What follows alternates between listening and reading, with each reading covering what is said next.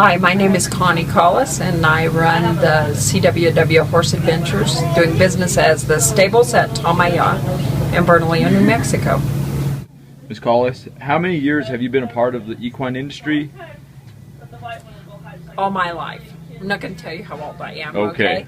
But we start out as children riding and doing gymkhanas and things like that. Then we went to high school rodeo, junior rodeo, and then I went to marry a cowboy. Worked on ranches all over New Mexico and ended up in San Ysidro with my own feed store.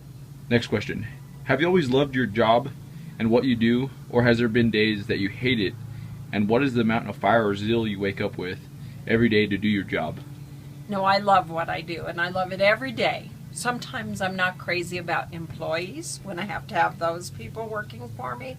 But as far as working with horses or working with people that love animals and horses, I love it. And it's not hard for me to wake up because I'm actually getting to do what I always dreamed of as a child. How many horses did you start off with for your riding program?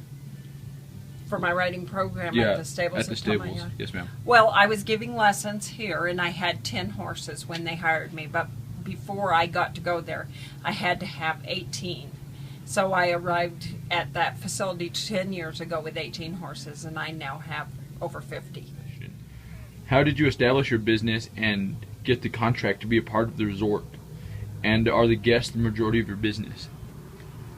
Well, as I said, here at the feed store, I was giving lessons to kids. I was part of the 4-H program.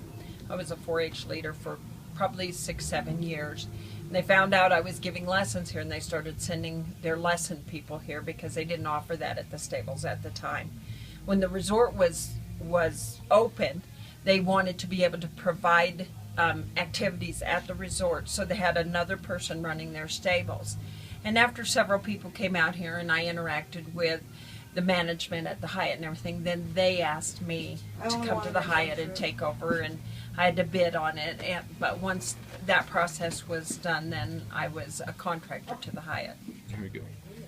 When you first started out, how hard was it for you to get established, and do you make a nice amount of money? There's different times that I make a good amount of money. You know, when I first started there, it was very easy to get established because they already had a riding program going on. But I was there for 2 years when the economy fell apart.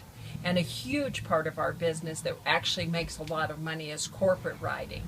When they do corporate retreats and they offer a afternoon where people can go to the spa, go golfing, or go riding. And that was huge, but for a while it was very unpopular for corporate groups to spend money on activities. So my business really suffered for about 3 or 4 years. But now we feel like it's really coming back through our rehab program there. You know, we're doing corporate rodeos, corporate group rides, and stuff like that. And so when we take in these horses to rehabilitate, the corporate groups feel a responsibility to give back. So we just see our business growing because of the whole idea of using horses that nobody else wants. So what is your biggest expense? Feed. Feed. When is the busiest time of the year, and how do you help yourself out to lessen the workload for yourself during the busy times? And how many regular or full-time employees do you have? I have 2 full-time employees, and the rest of the time we use kids out of school, from college, stuff like that, because we're really busy from March to September, and maybe a little bit in October, but those times we ride in the middle of the day, so it's not a long day. In the summertime we ride in the morning and at night because of the heat, so that's when it takes more staff. And there's always kids out of school, out of college, that need a job for the summertime, and so that's how we handle that. We take seasonal employees. And then there's people around that maybe retired men or ladies that just want a little extra money, and we have them on call. Okay, of course. How would you make your business better if you could think of any possible way? Well, we're always trying to make it better. We're always thinking of ways to improve our riding and improve what we do for people. The best way we could make it better is to make enough money to, especially through the horse rehab, is to have people on staff who are making enough money to ride the horses, keep them sound, keep them safe for the people, and like always regenerating their enthusiasm, because the horses get tired too. But if they get to do different things, then they feel better. And you know, we have a lot of ideas to have like a little training session with people. We're calling it a luxury dude ranch. So you stay at the Hyatt and come riding, instead of stay at the, you know, go riding and then stay in a bunkhouse. Instead, you can go back and get a spa treatment or something like that.